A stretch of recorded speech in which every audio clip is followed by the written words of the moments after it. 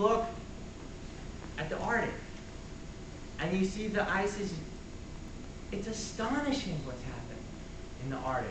I have a radio show on WPFW every other Tuesday. The show runs every Tuesday from 10 to 11. You can hear it here, even in Annapolis. It's called Earthbeat on WPFW. And I host it every other Tuesday with my co-host Daphne Weisham. And we had, at the very end of the Arctic ice melt season, the 3rd week of September, last month, I had on my radio show a guy named Dr. David Suresh, who's the head of the National Snow and Ice Data Center. This guy knows more about Arctic ice than anybody else in America. He was on my radio show, and it was the end of the Arctic ice melt season, and he just really didn't know what to say. This was a scientist, and he used these words. He used these adjectives. He said astounding. He said astonishing, shocking, appalling, unbelievable. An area of ice the size of Alaska disappeared over the summer in the summer ice pack in the Arctic. In 1 week, in early September, an area of ice the size of Florida vanished in 1 week. It shattered the previous appalling record of 2005 by 20%. It's disappearing, it's vanishing. And it's not just the atmospheric warming that's melting the ice. Now there were 2 massive, unexpected pulses of warm Atlantic water that went into the Arctic and started warming the ice from below. And there were these weird pressure systems in the Siberian Arctic, very, very high pressure, which was sucking in warm southerly winds that they'd never seen before, very, very warm winds that was further warming the ice on top. You had atmospheric warming, you had warm southerly, bizarre winds, you had warming from below from pulses of Atlantic warm water. It's vanishing. And now we know the latest scientific analysis of this shows that as the Arctic implodes and disappears, it's dragging the jet stream with it north. The jet stream is moving with that warming in the north, and it's going north, and that jet stream is taking all the moisture out of the American Southwest and the Southeast. These fires, this drought, no drinking water, it's all interconnected. And it's happening so fast. It's just astonishing.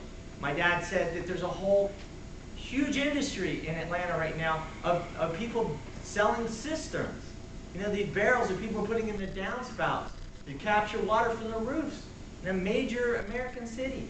You know, every house in his cul-de-sac neighborhood has got cisterns on the edges of their house. It's happening right now. My mom says she bathes, she takes showers, and people apparently all throughout Atlanta now do this. As they take showers, there's buckets in the showers where they're catching the gray water, and then they do triage in their yard and try to save, you know, their 25-year-old dogwood tree that they cherish, and all these plants that they cherish.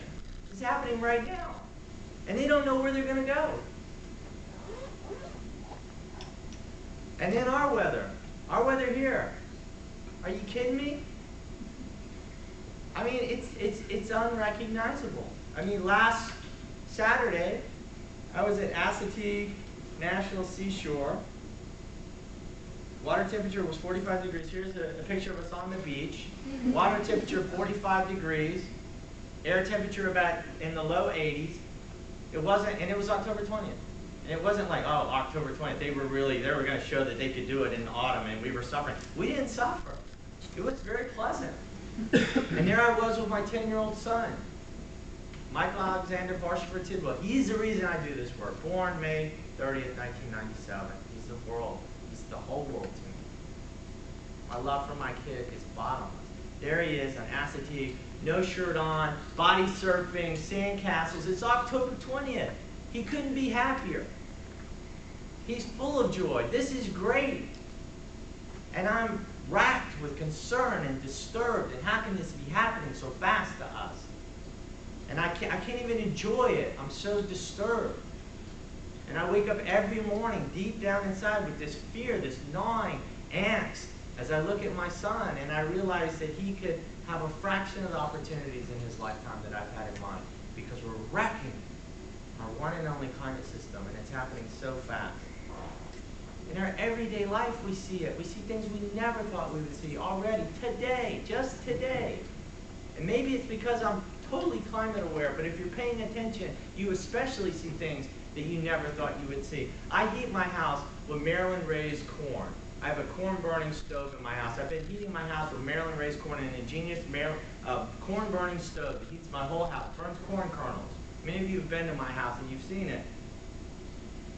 It's a dramatic reduction in greenhouse gases over natural gas. It's sustainably raised, no-till, genetically non-modified, organically fertilized corn. It's sustainable corn from a Mennonite farmer in Mount Airy, Maryland. And every season, first of all, this is the latest. I started my corn stove tonight for the first time this season. It's the latest ever in 6 years that I've lit my corn stove for the first time. And at the beginning of the season, we have a corn granary in Tacoma Park. There are about 65 families that heat their homes with corn. It's the first in the world urban corn granary dedicated to home heating. I mean, how could there be another one, right? And every season, at the beginning of the season, it's my job to call our farmer, Gary Ball, great Mennonite farmer, about my age, has 7 kids, has a farm in Mount Airy. My job to call him and say, Gary, how's it going? How was the corn crop? And then we negotiate a price per ton for all the corn that we're going to buy for the season. And because it's finally getting cold and we're running out of corn from last year's granary load, I called called up Gary on his cell phone, on his tractor, and started asking him about the harvest. Gary's been farming corn for 30 years, same land. Never seen a harvest like this. They're going to get about 1/3 of the corn out of their fields. He's never seen a harvest so bad. You know, clearly it's climate change. You know, about 60% of all the corn in the state of Maryland is gone, and a lot of our other top agricultural crops have been devastated. Coincidentally, I had a termite specialist come and inspect my house. It's been like 10 years, try to have it done every 10 years. Guy from West Africa, from Sierra Leone, goes down my basement with a flashlight, he's looking around. Thank God, no sign of termite infestation. And, you know, I said to him, how long have you been doing this work?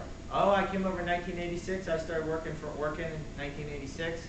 I said, so you've been poking around looking for termites in houses in this region since 1986? He said, yeah. I said, I'm just curious.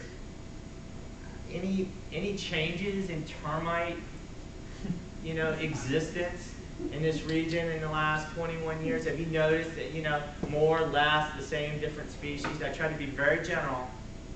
He said, oh yeah, a lot more termites in this region. And I asked, and why is that? He said, he points outside to how warm it is.